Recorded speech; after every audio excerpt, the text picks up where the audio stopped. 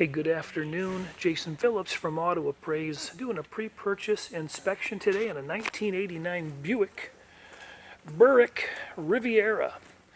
I'm going to do what I can here inside the building and then take it outside. Unfortunately, it's been raining all afternoon, and so the test drive is going to happen in the rain. But I wiped the car down good so that we could see it in here and got underneath it since it's up on jacks. Let's take a peek at what's there first. There's a quick magnetic commercial. 300 inspectors, those numbers aren't right. Call us if you need an inspection anywhere in the country. 800-301-3886. Only I do these video inspections around Michigan, Northern Ohio, Northern Indiana, over into Chicago when need be, but we got other guys there as well. If it's a high dollar numbers matching piece, I'll go. You pay the travel, I'll go. All right, let's start. So up front under the core support subframe, the original closeout belly pan, it looks like it's in pretty good shape. Doesn't appear to have any jacking damage. A little bit of light cosmetic deterioration, typical for an 89 model anything from the state of Michigan. A little bit of rubber. Those are original bushings. Let me see if I can get a light on it. There you go. Lower control arms, upper control arms look to be in good shape. I don't see any physical damage per se.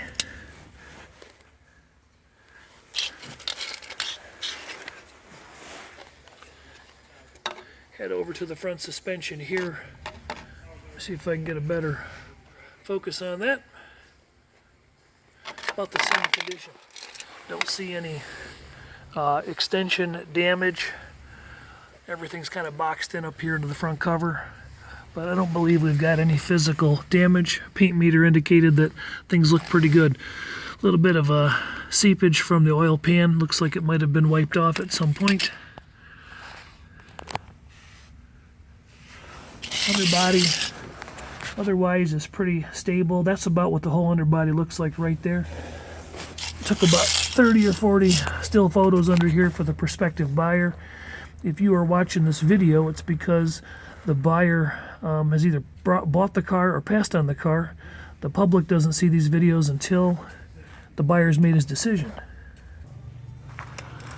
So really no telltale signs of damage or issues on the underbody that I could see.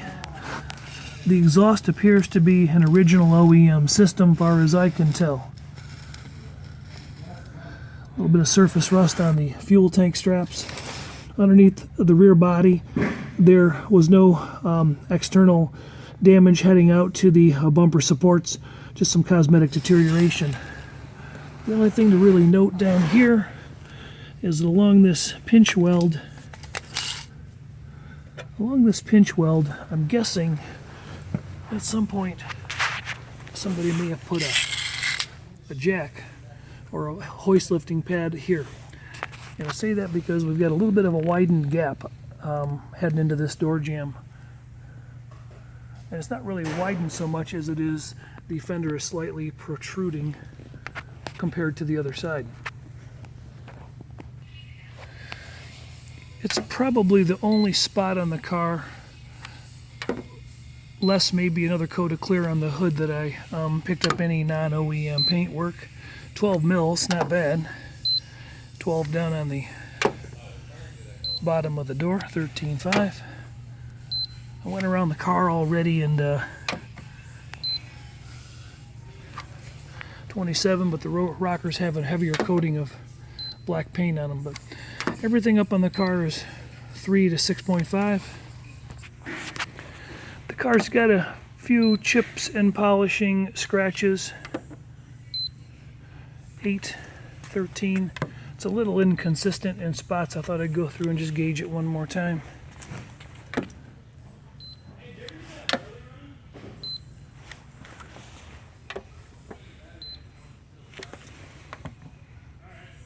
Oh, that's a shield, that's right. 12. So we're heavy on the rockers on both sides. I don't really see any tape lines or visible repairs. So maybe there's a possibility that we had thicker paint in 1989 down low. What do you think? Definitely more heavily coated on the lower sections. But as I noted, there doesn't appear to be any tape lines down low. Original VIN stickers present all around the car.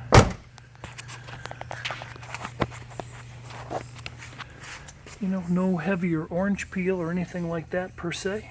Color match is good. We'll look at it one more time when we get it outside. There's a few small, just various contaminations, little fish eyes, are etc. You can kind of see in the light. I think they look worse up front, you know, underneath this fluorescent lights than they will outside. But worst case scenario, there you go. The exploded view on this car. The potential purchaser can freeze frame on this and kind of discover what I have looked at.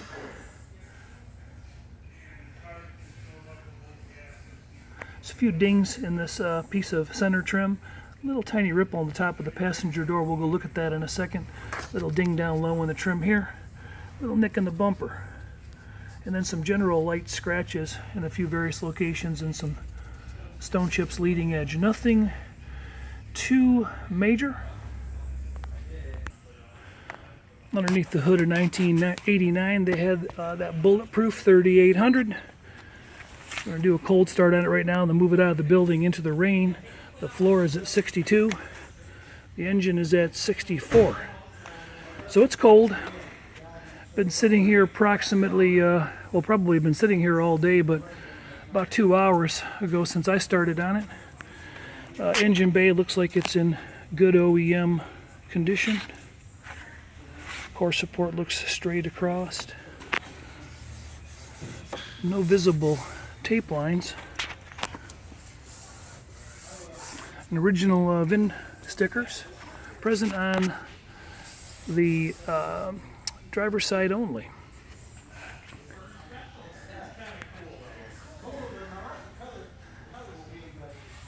And on the hood.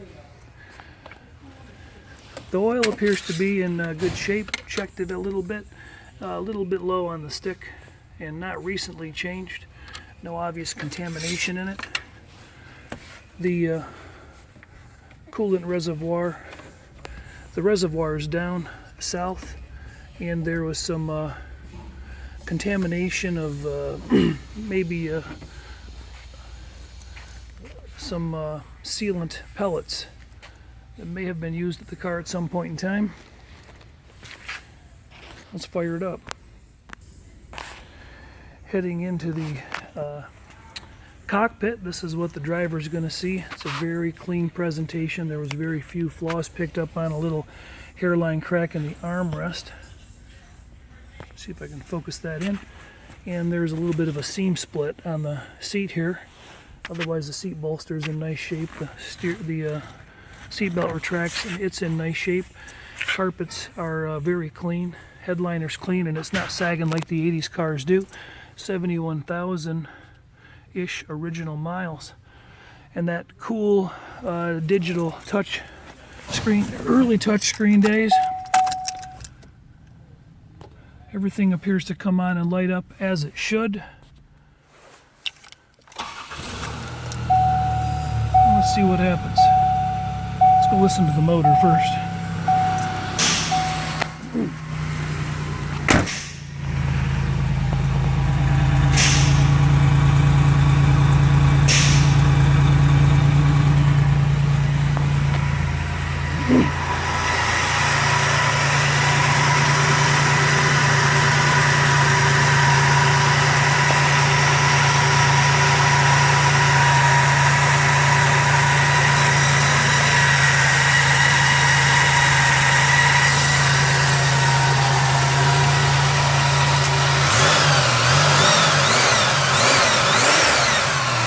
Engine sounds tight. Let's get it outside. I got it outside so we can get a better example. I apologize for the wind noise, but little better idea of what it looks like. It's starting to hail, so that's fun. Jason Phillips from Appraise in the great state of Michigan. Another cold day inspection. 800-301-3886 if you need help like this. The color match looks really consistent all the way around the car, irrespective of any potential paint work done.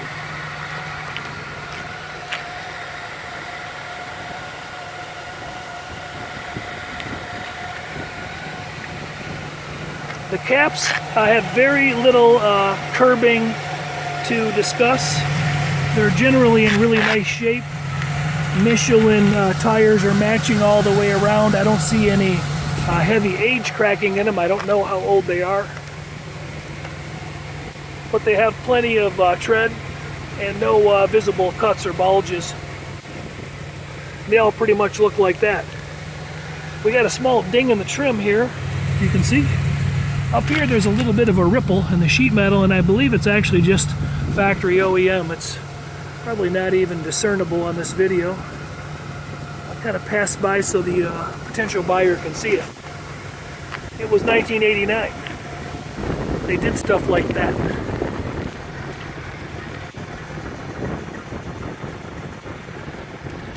On top of the paint there's a few just kind of light polishing scratches, various little marks here and there. I think the car could probably be compounded and wheeled, and probably some of this would remove itself. This molding here has had some dings, parking lot dings. Could probably be popped off there, and Saginaw Polishing, he's the man. He could make that molding straight again.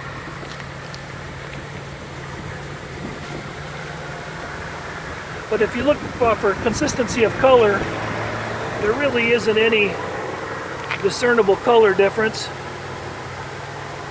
And again, I didn't feel any tape lines.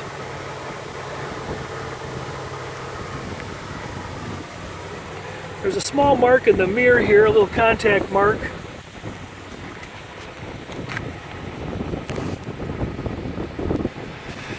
Because the car is potentially going out of the country, this could possibly be an issue. There's a small bullet size chip in the windshield. Anything else in the windshield would be considered a little stone peck like that. Very small. And then one more look real quick at this door line. See if it's anything upsetting compared to, my guess is the hole at the bottom of the fender could be hogged out a little bit, and that fender pushed back in 1/4 of an inch and make that go away. The grille is in nice shape. There's a small crack in this parking lens, else the rest of the trim is in nice shape, except where noted on the dings on the molding. So we've covered engine bay, underbody, exterior paint and body. The door corners are real clean. They both look like that inside and out. The interior out here in brighter light makes a better appearance. It smells nice. It doesn't smell wet. It doesn't smell moldy. And it doesn't smell smoky. There's no heat cracks in the dash. The gauge faces are in nice shape. And except for that wear spot, really, and a little wear spot there, the interior's not too much to complain about. Package tray is in good shape, a little bit of color fade on the carpet, and the headliner's not drooping.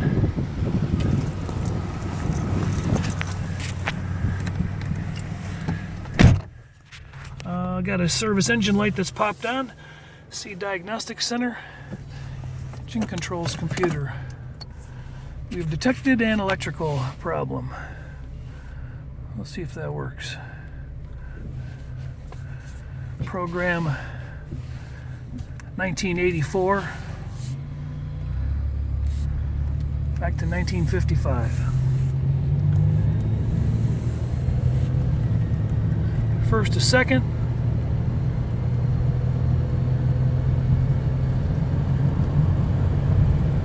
second to third.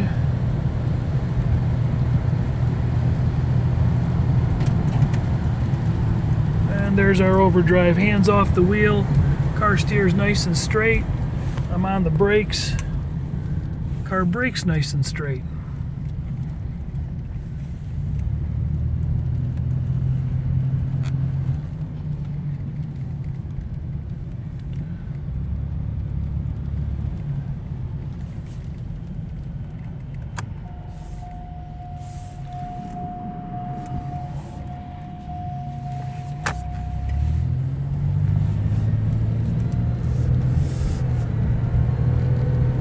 Transmission feels like it shifts nice and smooth. No unusual behavior there.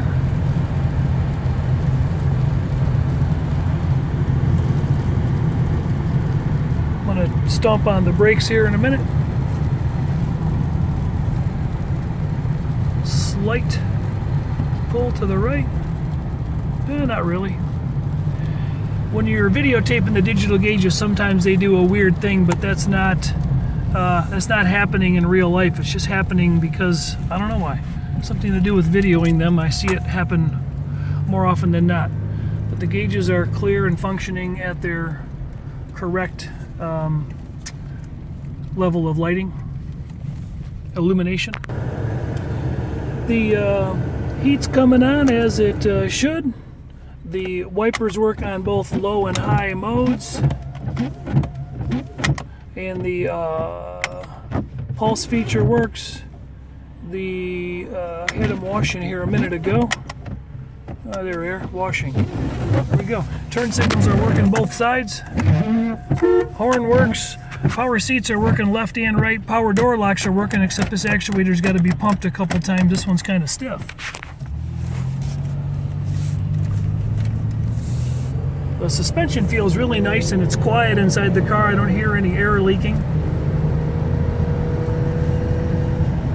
Horn works. I haven't tried the radio yet. Power trunk release and power gas door release both work. Let's see if we can set the cruise.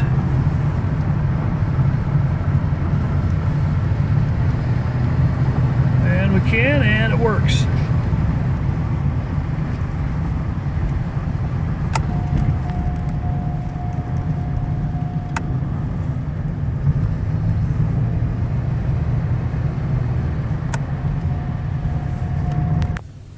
Power antenna appears to work.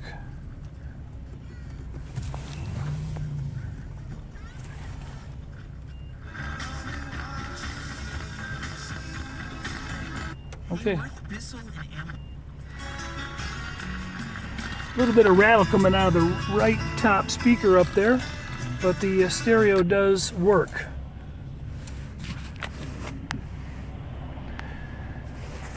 Power mirrors are working, all features, all directions, and both the windows are going up and down. So I think that pretty much runs all the components.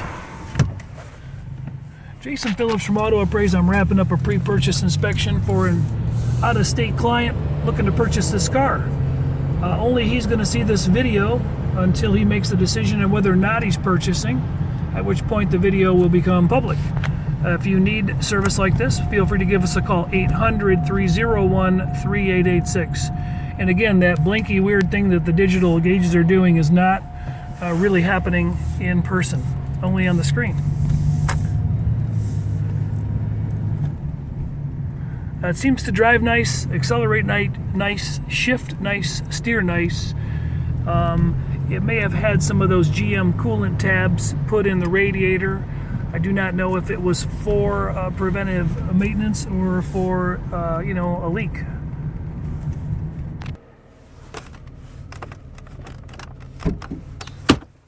Glove box lights working.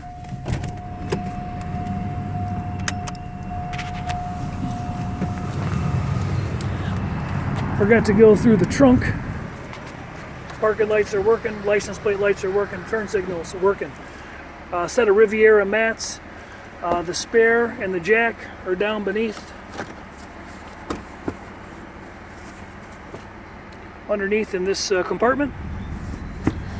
Back structure looks like it's in good shape. No indication of any prior damage.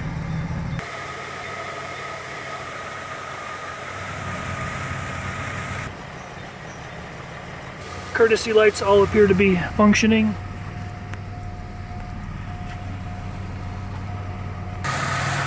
The hood shocks are holding up all by themselves, although they're a little weak. You got to do a little bit of a bump and a pump to get them to stay.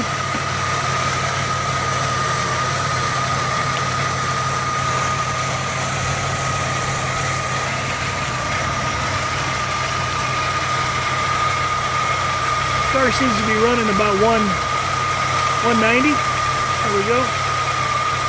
180, 190. 3800s are a bulletproof motor, but sometimes known for intake gasket leaks. That's like the worst sin of this motor. I've had one with over 300,000 miles on it. I love this motor. Intake gaskets typically around $550 to $650 US. You can get them done for less than that. And it's a common problem on about 100% of the 3800s. I only say that maybe it's an issue because these are the original 1989 clamps.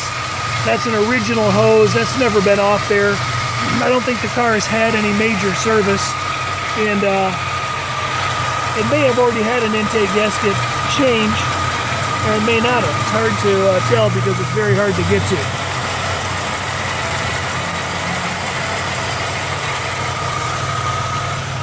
I'd love to tell you if the ground is wet, but the ground is wet all over.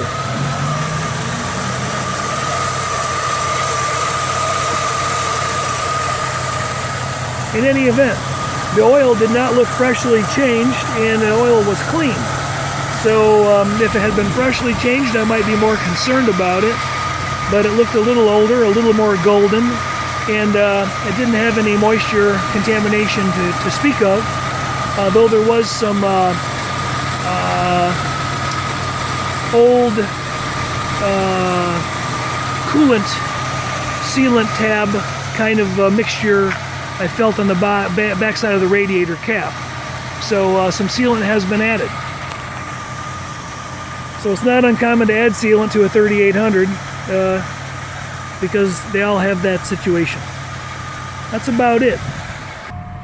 One last note, the exterior turn signals are working. Interior, this one's holding up. I noticed one of the side marker lights might be out, which might be what's slowing that circuit down. I'm going to try to get smart enough and run this this air conditioner one more time. The touch screen is working, which is awesome. Max cool. Let's see what we got. Very low refrigerant. Okay, I didn't see the compressor turning, so seems like that's going to have seems like it's going to need to be attended to.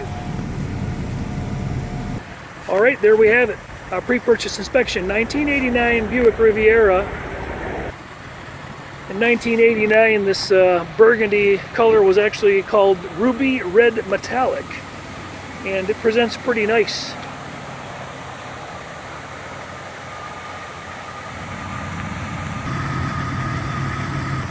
It presents with no major structural issues, no advanced rot or decay, and a pretty well preserved interior that represents the 71,000 miles showing. Have a great day.